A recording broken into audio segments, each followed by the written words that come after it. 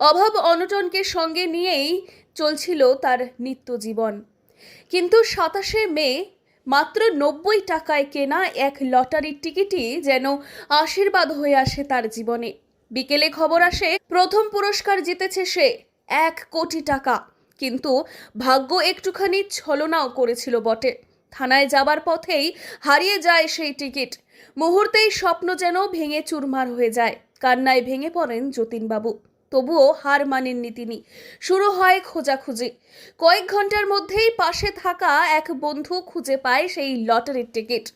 আর তারপর যতীনবাবুর জীবনে শুরু হয় এক নতুন অধ্যায়। আমি সেদিনকে 90 টাকার টিকিট কাটছিলাম। 90 টাকা। 90 টাকা কোথায় কিনছেন লটারি? আমাদের ক্যানের মোড়েই কিনছিলাম, বাড়ির পাশে। বাড়ির পাশে। প্রায় এখান থেকে লটারি কাটেন? হ্যাঁ, এই 2-1টা করে কাটি আর কি।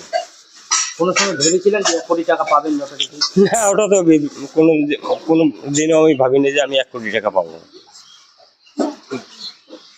কপালের জোরে ফিরে পাওয়া সেই টিকিটই এনে দিল 1 কোটি টাকার স্বপ্ন পূরণ। আজ সে কোটিপতি। গোটা পরিবার, গোটা পাড়া আনন্দে আত্মহারা। যতীনবাবুর কণ্ঠে এখন শুধু একটাই কথা, স্বপ্নেও ভাবেনি আমার মতো মানুষের জীবনে এমন কিছু ঘটতে পারে।